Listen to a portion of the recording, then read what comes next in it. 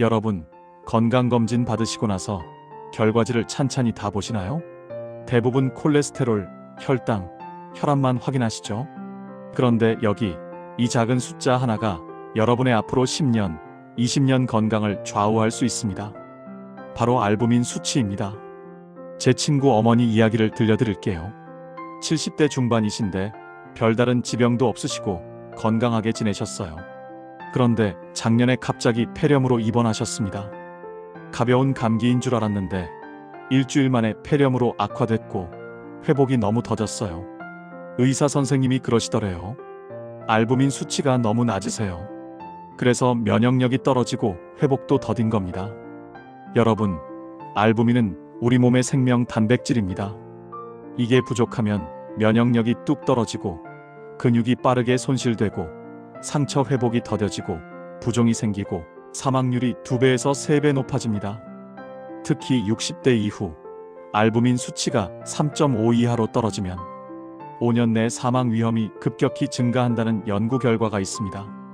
오늘 영상에서는 알부민이 정확히 무엇이고 왜 중요한지, 수치를 어떻게 확인하고 정상 범위는 어떻게 되는지, 알부민이 낮으면 몸에 어떤 일이 일어나는지, 알부민을 올리는 구체적인 방법과 제품 선택 시 반드시 확인해야 할 사항까지 모두 알려드리겠습니다. 먼저 알부민이 정확히 뭔지 알아볼게요. 알부민은 우리 혈액 속에 가장 많이 존재하는 단백질입니다. 피 속 단백질의 약 60%가 알부민이에요. 간에서 만들어지고 온몸을 돌아다니면서 중요한 일들을 합니다. 알부민이 하는 일을 보면 첫째, 영양분을 온몸에 배달합니다. 비타민, 미네랄, 호르몬을 혈액을 타고 필요한 곳으로 배달해줘요. 둘째, 혈관 속 수분 균형을 유지합니다.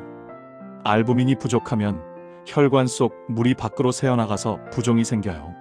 셋째, 독소를 중화시킵니다. 넷째, 면역력을 유지합니다. 다섯째, 근육을 유지합니다. 알부민은 그냥 단백질이 아니라 생명 유지의 필수적인 핵심 단백질입니다. 특히 60대 이후에는 간 기능이 떨어지고 단백질 섭취도 줄어들면서 알부민 수치가 자연스럽게 낮아집니다. 알부민 수치는 어떻게 확인할까요? 아주 간단합니다. 혈액 검사 하나면 됩니다. 건강검진이나 병원에서 혈액생화학 검사를 하면 알부민 수치가 나와요. 정상 수치는 성인 기준 3.5에서 5.5입니다. 최적 범위는 4.0에서 5.0이에요. 70대 이상 어르신들은 3.8 이상을 유지하는 게 정말 중요합니다. 중요한 건 3.5 이하로 떨어지면 절대 안 됩니다.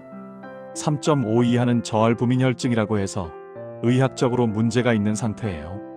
연구에 따르면 알부민 수치가 3.5 이하인 노인의 경우 1년 내 입원 확률이 2배 증가하고 5년 내 사망률이 2배에서 3배 증가하고 근감소증 발생률이 3배 증가합니다.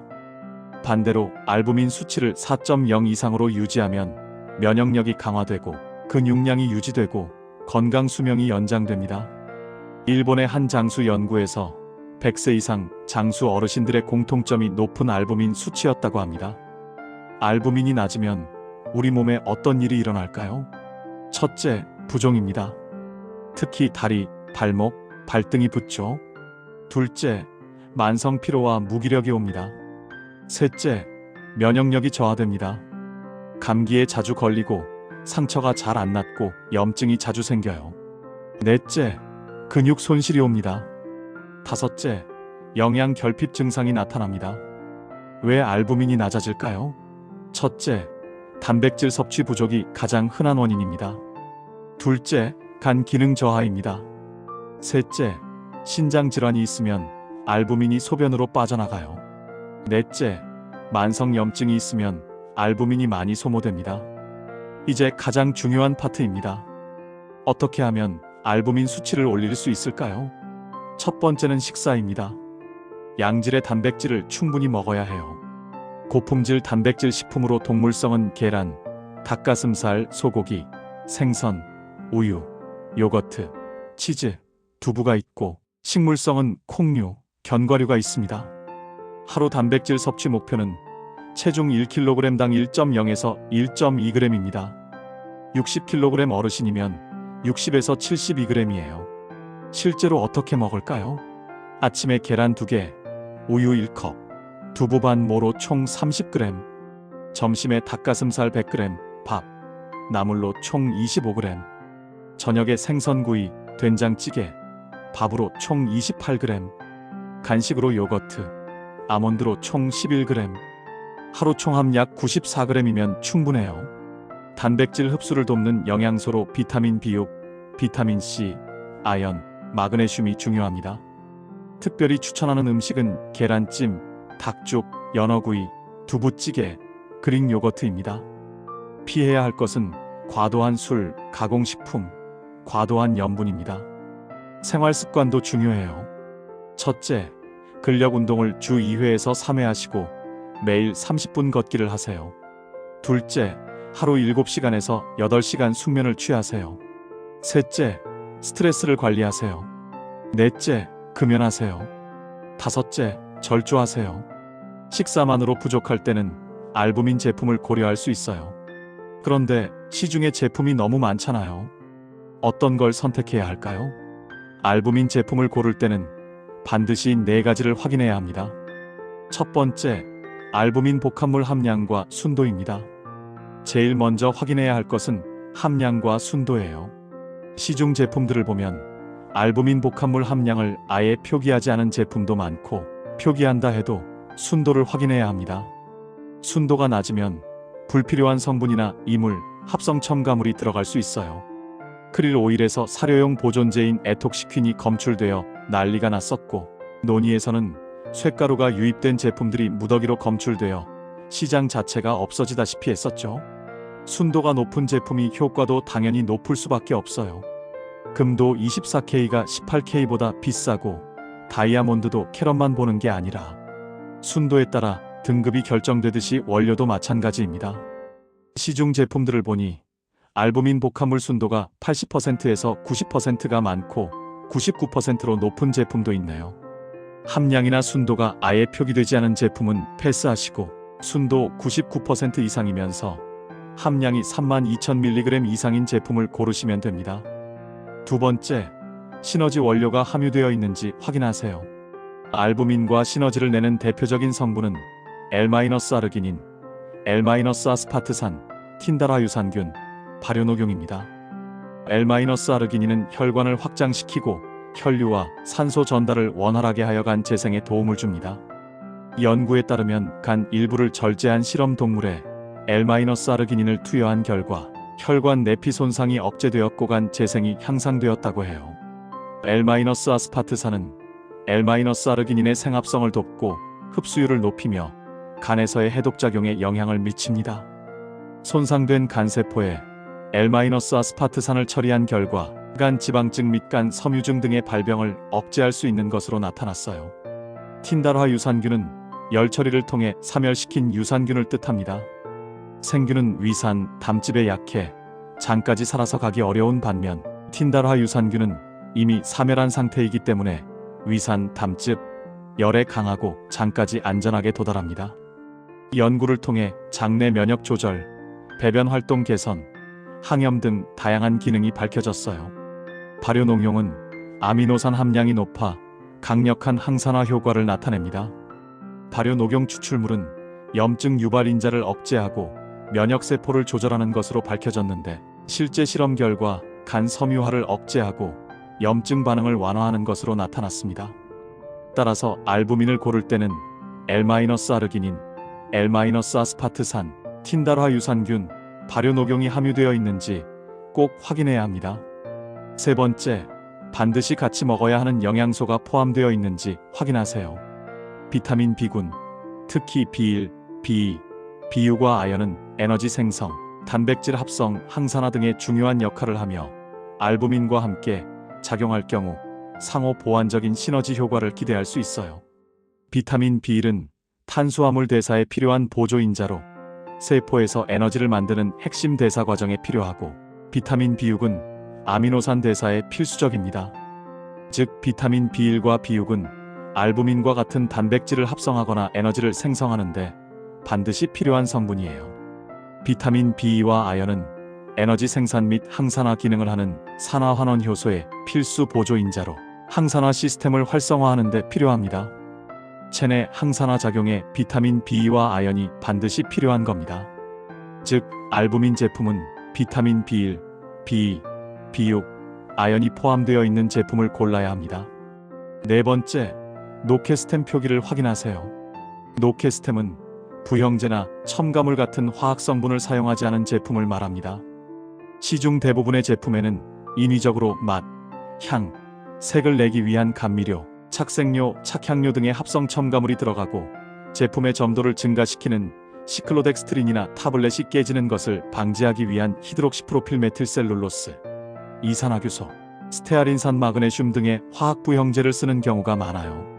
이러한 화학 첨가물은 생산성을 높이고 원가를 절감하기 위해 넣는 것일 뿐 영양소의 흡수를 방해하고 각종 부작용을 유발할 수 있습니다. 특히 대부분의 제품은 원료 특유의 비릿한 향이 나는 특성이 있어 제품을 만들 때 인위적으로 좋은 향을 내는 합성향료를 사용하는데 호흡기 증상, 피부질환 등 심각한 부작용 사례가 밝혀진 바 있어요. 연구 자료를 보면 향료 조제자로 2년간 일한 29세 남성이 호흡곤란, 천명, 가슴 통증 증상을 보였고 인공 버터 향료를 만들기 위해 5년간 작업을 수행한 40세 여성이 코막힘과 기침을 경험했습니다. 합성착 향료를 장기간 섭취할 경우 알레르기, 천식, 편두통은 물론이고 피부가 벗겨지는 심각한 피부염증인 홍피증까지 유발했어요. 합성향료는 건강식품뿐만 아니라 일반 식품에서도 비일비재하게 사용되는 화학성분인 만큼 소량이라도 절대 조심해야 합니다. 시중엔 사무, 오무첨가 이런 식으로 광고하는 제품들이 많은데 자세히 들여다보면 눈속임이 많아요. 무첨가 프리미엄 제품이라 광고하면서 이산화규소, 스테아린산 마그네슘 등 화학부 형제가 들어있고 합성착색료 이산화티타늄은 유전 독성 때문에 유럽연합에서는 2020년부터 사용을 금지시킨 성분인데도 들어있는 경우가 많아요.